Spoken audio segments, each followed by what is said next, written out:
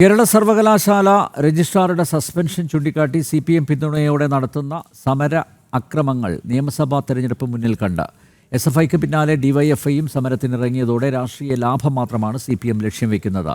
നീണ്ട കാലത്തിന് ശേഷം സമരങ്ങളിൽ സജീവമാകുന്ന SFIക്ക് പോലീസ് നൽകുന്ന അധിക പ്രോത്സാഹനവും സംശയങ്ങൾക്ക് ഇട നൽകുന്നു.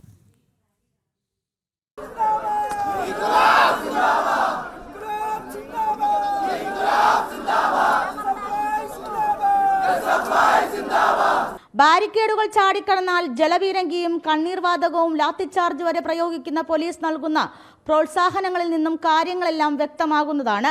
2016ലെയും 2021ലെയും മാതൃകകൾ ആവർത്തിച്ചുകൊണ്ട് CPM തെരഞ്ഞെടുപ്പ് മുന്നിൽ കണ്ട് നടത്തുന്ന അക്രമ പരമ്പരകളാണ് കഴിഞ്ഞ ദിവസങ്ങളിൽ കഴിഞ്ഞുപോയത്. പ്രതിഷേധമെന്ന പേരിൽ നടക്കുന്ന തെരുവുയുദ്ധം CPM അവസാനിപ്പിക്കാൻ ഉദ്ദേശിക്കുന്നില്ല. SFIക്ക് പിന്നാലെ DYFIയും കൂടി സർവകലാശാല ആസ്ഥാനത്തേക്ക് ഇരച്ചു കയറുമ്പോൾ പാർട്ടിയിൽ നിന്നും കൊടുത്ത കേഡർ ക്ലാസുകളുടെ പരിണിത ഫലമാണെന്ന് പകൽ പോലെ വ്യക്തം. രാജ്ഭവനിലെ പരിപാടിയിൽ ഭാരതാംബയുടെ ചിത്രം ഉൾപ്പെടുത്തിയതാണ് CPMനെ ചൊടിപ്പിച്ചതിന് കാരണമായത്.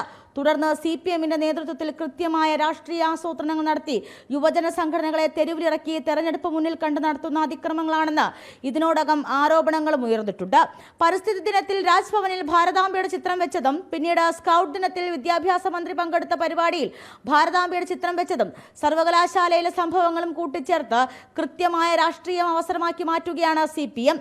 സർവകലാശാലകളിൽ സ്ഥിര വൈസ് ചാൻസലർമാർ ഇല്ലായിരുന്നപ്പോഴും സിൻഡിക്കേറ്റ് ചേരാത്തത് മൂലം സാങ്കേതിക സർവകലാശാലയിലെ പരീക്ഷാ കലണ്ടർ താളം തെറ്റുകയും പരീക്ഷകൾ നടക്കാതിരുന്നപ്പോഴും ചെറുവിരൽ പോലും അനക്കാത്ത SFI ആണ് രജിസ്ട്രാറെ സംരക്ഷിക്കാനായി തെരുവിലിറങ്ങുന്നത്.